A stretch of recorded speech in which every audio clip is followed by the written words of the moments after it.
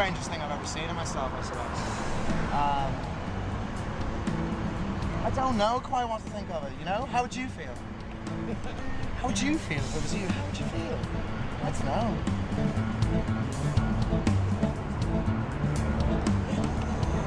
It's very, very strange when you're playing somebody who's such an icon to be comfortable with it. So I had to sort of forget I was playing Elvis as the icon and start playing Elvis as a young boy who's a musician who just happens to be very, very successful. Elvis had a great sort of like humility to his fame. You know, his fame was such a phenomenon at the time. It was like very, very hard for a boy from Tupelo, Mississippi to handle. Well, come on, who doesn't want to be Elvis Presley, you know? To be the king. You know, at the time, he was the look of the time, you know? He had the attitude, the sexuality that just was not allowed. This is 1950s America, and nobody really danced around on stage and was overtly sexual until he came along.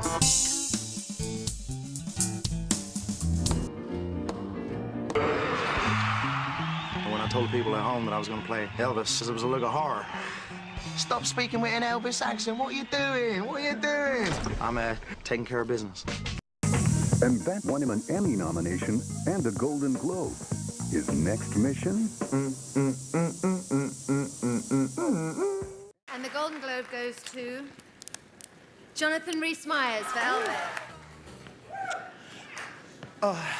Thanks to the Hollywood Foreign Press Association, fair play to you. Gurmila Mahagut. To my beautiful girlfriend, Rena, without whom this means nothing. Peter Stewart, 50% of this award goes to you. All those at CBS. Judy Cairo, Eileen Khan Power, Mary Jo Slater for casting me, Jim Sadwith for directing it, the Presley Foundation, my family at home in Ireland, my brother Chris, I dedicate this to you. I love you very much. And I think I've covered everybody, to tell you the truth. God bless you. Thanks very much. Hi. How's it going? Jonathan, congratulations. Thanks very much. Very kind. So phenomenal. Oh, thank you very much. Scarlett Johansson was some of the hottest scenes I've seen on film in years. What was it like making a lot of scenes with Scarlett? Well, I tell you the truth, we shot those scenes at 9:30 on a Monday morning in London, so it wasn't really the sort of the Barry White atmosphere that I had in mind. But you know, when you're shooting a sex scene for a movie, you're only going to hope that in celluloid it's a hell of a lot sexier than it is with 50 guys and a camera standing around, you know.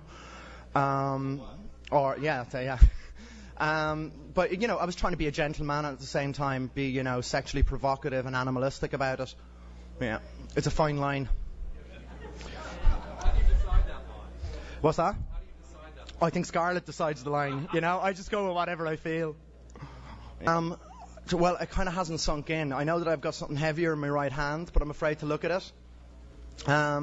But you know, it means that, you know, that my peers in the Hollywood Foreign Press Association and the people in the factory town where I work would like to see me do other things, and they think that, you know, that even though, you know, there is certain an element of bullshit, it's not all bullshit. You know what I mean? That I can actually act a bit. Yeah. Is music an aspiration of yours? Well, yeah, I love playing music, and my three brothers and my father, they're musicians, you know. But I'm not as talented a musician as the ones that I play. I'm playing a musician in my next film as well, and I'll have to actually sing, which means bring your earplugs.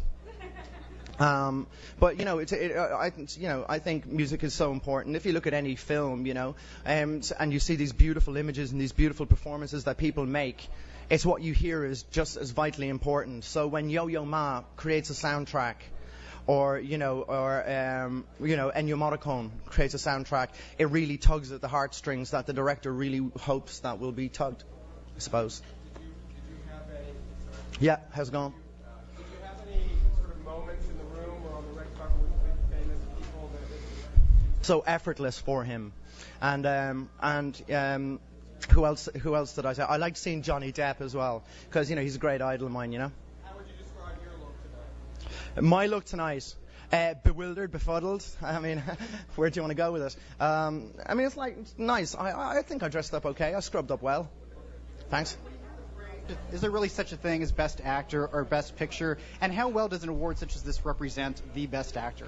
Yeah, I don't think so. I think it's all the people that are nominated and all the movies that are nominated. These are the best films of the year. Trying to pick a best out of that is very, very difficult because films is going to be everybody else's perception. I mean, one favorite film for you is going to be different from me. So it's kind of like the luck of the draw. Once you're in there, yeah. Yeah, I've just been lucky, you know. I've worked with very, very talented people that I was able to admire and that have gone on to greater things, and, you know, maybe a little bit of that rubbed off, I'm not so sure.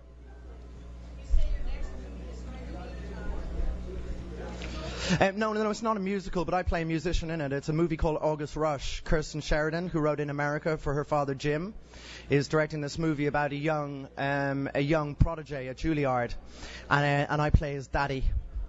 Isn't that terrible? I'm 28 years old, I'm playing someone's dad, and he's 10. No, it didn't. Because, you know, Elvis did all the singing, thank God, or else I wouldn't be standing here. Elvis did all the singing in it, so, you know, for some reason I've always gotten on well going for musical films, you know what I mean? There's something, you know, quite musical about my whole vibe, I suppose, I don't know. Yeah, I can hear you. Mission Impossible 3. Has he given you any advice about handling this awards gauntlet that you've been up against? And the most important question, settle this question once and for all. Hyphen, no hyphen? No hyphen. And Tom didn't know I was up for the awards when I was making the film with him. But Tom is arguably the biggest movie star in the world. So when he talks, you listen. Because he's been there and he's done it, and he's, you know, there's nothing that you can say to Tom or there's nothing that you can do that he hasn't already seen or heard. But what I learned from him was, you know, to work hard, be professional, and have really good manners to everybody you meet in the industry. Because at the end of the day, it's the most collaborative art of all, making a film. I mean, this award, you know, was given to me tonight, but no one person wins an award. You know, I've got my people working behind me, you know, my agents, and I've got a manager and a publicist and all of these people, and they're behind the scenes working day and night and doing all the things that I'm unable to do to get me to this position. And, you know, and I think, you know, the best thing to do is have respect and manners for all the people that you're working with, and then the work will have respect and manners for you, and Tom taught me that a bit. Did Tom ever tell you to take your vitamins? No, he didn't. To predict the winners tonight. I only won once tonight no, twice actually. Mary Louise Parker and Reese Witherspoon. Jonathan. I won twice. Jonathan, sir. Yeah, yo. Where are you? Right here. Oh, yeah, hey. Hi. In your opinion, what makes a great leading man? What makes a great leading man? He's got to be a very, very generous actor, and he's got to be a good person. But, you know, I'm not so sure. I'm not so sure what makes a great leading man. I mean, to me, the ultimate leading man is Gregory Peck. Because, you know, he was an action hero and he was masculine, but he was very sensitive, as you saw him playing Atticus Finch. I mean, you know, it takes a great man to play a role like that. Thank you. Thank you, Jonathan. My pleasure. Good luck. You've played Elvis, so you know how to work a microphone, my friend. Yeah. Can you work this for us? It's work in what way? How do you want me to work that? Will you hold it? I love this. So. This is kind of like a bit we're doing. Yeah. Okay. All right. So, Jonathan, I'd like to watch your moment for a moment, if you don't mind. I love that you, first of all, thanked your girlfriend, which is very sweet. Okay, here we go. What do you think? Mwah. Got the big kiss into the girlfriend. Look at all these big stars looking at you going, congratulations. I know. I tell you, it was really weird because when I came in to the auditorium first, I saw Donald Sutherland. And, you know, I know Donald Sutherland from Don't Look Now, the Rogue film. Yeah. So I was looking at him and I was kind of going, wow, that's Donald Sutherland. And next thing he looked at me and he kind of went, and I was like, Donald Sutherland, I can't believe that. You're like Donald Sutherland. What a genius, yeah. Yes, and you think, tell me about the girlfriend, because, you know, we have a lot of female viewers who want to know. She's beautiful, my girlfriend. She is beautiful. Oh, she is. She's my rock, I swear. Yeah, you know what I mean? You know, as I said on stage, without her, all this would be nothing, you know what I mean? How long have you been together? About a year and a half. Aww. Yeah. How did you meet? How did we meet at Jonathan? Oh, we met in a nice restaurant, you know what I mean? Yeah. Really? Yeah, it was good, yeah. While I was shooting the Woody Allen film in London. Now, Mission Impossible 3, how did that go? Great. Yeah. Yeah, great. How was Tom? Tom's great. You know, I've met him a few times. It's incredible. You know what Tom has that I notice all the time? He has an incredible memory. He remembers everything. Everybody. Right? Everybody. Everybody. Yeah. Like, you walk in and he's like, Juliana, how's that hip from a year ago? I'm like, you're Tom Cruise. Are you kidding me? How do you know that? How do you remember that? This is what makes Tom Cruise the biggest movie star in the world, is because he does know that. You know, at the end of the day, he's able to talk to everybody with the same amount of empathy and kindness as he is to big producers, Spielberg and the craft service guy, with the same amount of warmth. Yeah. That's what makes him Tom Cruise. Yes. And that's why America loves him and the world loves him. That's true. And you dedicated your award tonight? To my brother Chris, yeah. Yes. My brother Chris back in Ireland. Yeah, Yeah. he's been ill over the last year, so, you know, I thought that would cheer him up a bit, you know what I mean? Do you think he's watching? No, God, no, he's asleep. I just run home to Ireland and they were like, oh, you won, yeah, that's great, ring us tomorrow, yeah? Oh, you called it's in home? the middle of the night. Who yeah, answered when you called? I don't know, they never identified themselves. I kind of went, who's this? They went, me. So, you know. It is exciting, though, but Hollywood's loved you and been very good to you. It's been very kind to me, very gracious. Yes, well, thank you so much for stopping by. Where are you and Rena going to head off to? I don't know yet. Some of the parties, though? Probably, yeah. You have to celebrate. I've got to go back and get medicine for a toothache. I've got a toothache, so, ugh. Uh-oh. There you go. There's your mic. Take care of the... Thank you for my mic. Yeah, And there's your globe. Oh, thanks very much. It's good trade, right? All right. Thank you, sweetheart. Nice seeing you. Bye, sweetie. What a nice guy, huh? See, a lot of you at home probably didn't know much about Jonathan Ris Myers until now, and nice guy. Okay, who do you sound like? I don't sound like nobody, ma'am. Elvis. Elvis Presley. Is that Mr. Phillips? That's him. Well, that's all right, Mama. That sounds awfully rough, Sam. That there song is a hit. Just any way you do it, that's all He right. wants to interview you on the radio right now. He called the house. He said, get that cotton-picking son of yours down here now. He's got a hit. Young Mr. Presley.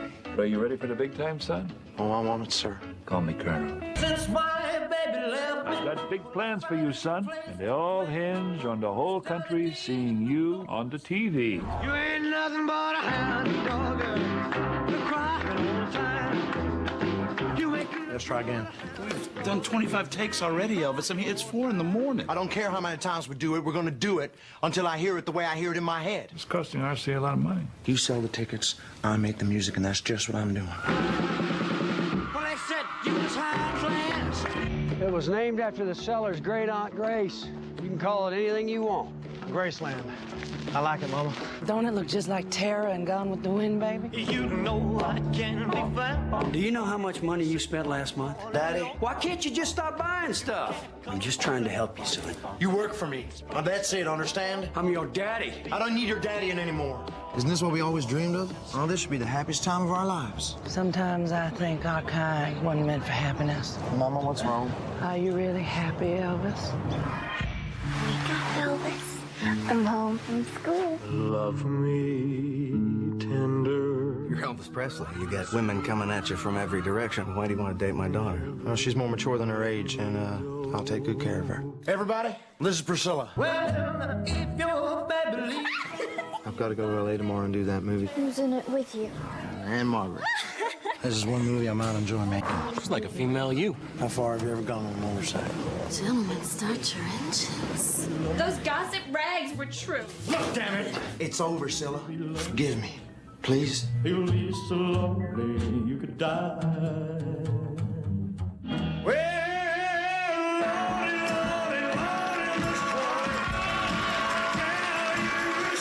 We started big in TV, and we can restart big in TV. Before me, there was no such thing as a rock star. Well, it's one for the money, two for the show. Colonel, I'm holding a press conference this afternoon to tell him you're fired. You ungrateful hillbilly! I knew you'd betray me. Well, you can do anything with the hope of my blue suede shoes.